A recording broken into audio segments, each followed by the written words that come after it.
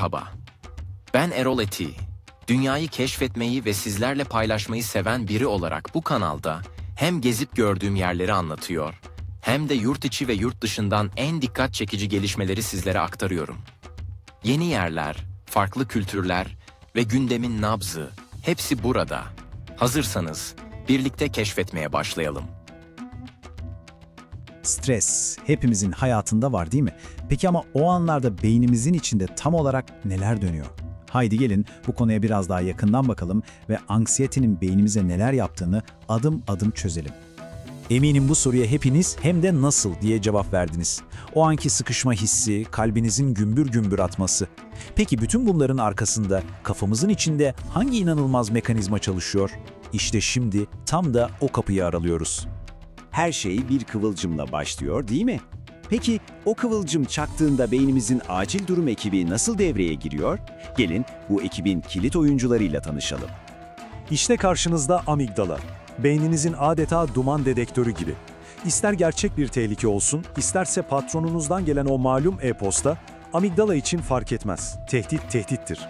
Ve bunu inanılmaz bir hızla, yani göz açıp kapayıncaya kadar yapar. Sıradaki oyuncumuz ise beynin CEO'su, prefrontal korteks. Amigdala panik butonuna bastığında devreye giren ve "Dur bakalım, sakin ol, bu sadece bir e-posta, karşında bir ayı yok" diyerek mantığı konuşturan bilge ses işte tam olarak buradan geliyor. Ve tabii ki beynimizin kütüphanecisiyle tanışın, hipokampus. Bu durum daha önce başıma geldi mi? Tehlikeli miydi, değil miydi gibi soruların cevaplarını depolayan yer burası. Kısacası deneyimlerimizden ders çıkarmamızı sağlayan hafıza merkezimiz. Peki amigdala o alarm düğmesine bastığı anda vücudumuzda kimyasal bir fırtına kopuyor. Ne mi oluyor? İşte şimdi kortizol şelalesi dediğimiz o sürece dalıyoruz. Ve işte o an geldi. Vücudumuzun binlerce yıllık evrimle geliştirdiği o ilkel hayatta kalma mekanizması devreye giriyor. Sizi ya savaşmaya ya da kaçmaya hazırlıyor. Ve işin ilginç yanı ne biliyor musunuz? Beynimiz için dolup taşan bir e-posta kutusuyla binlerce yıl önceki bir avcı arasında pek bir fark yok. Bu adeta bir domino etkisi gibi şimşek hızında işleyen bir zincirleme reaksiyon. Amigdala ilk taşı deviriyor, ardından HPA ekseni dediğimiz ana stres komuta merkezi anında harekete geçiyor ve böbrek üstü bezlerinden vücuda kortizol pompalanıyor.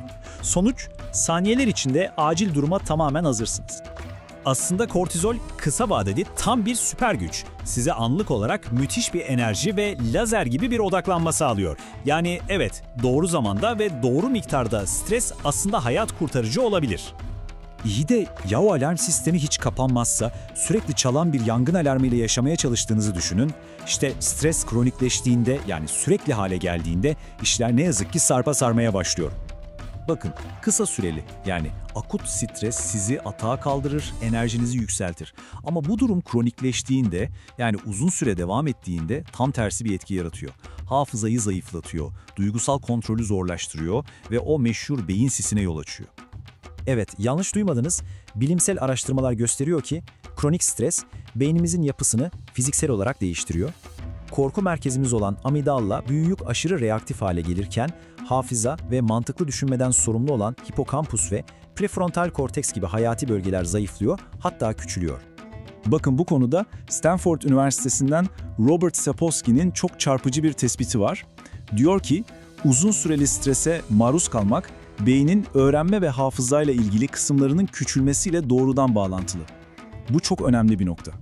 İşte bütün bunlar bizi neye getiriyor? Hani o bazen hissettiğimiz beyin sisi var ya, unutkanlık, dikkat dağınıklığı, işte bu sadece modumda değilim demek değil.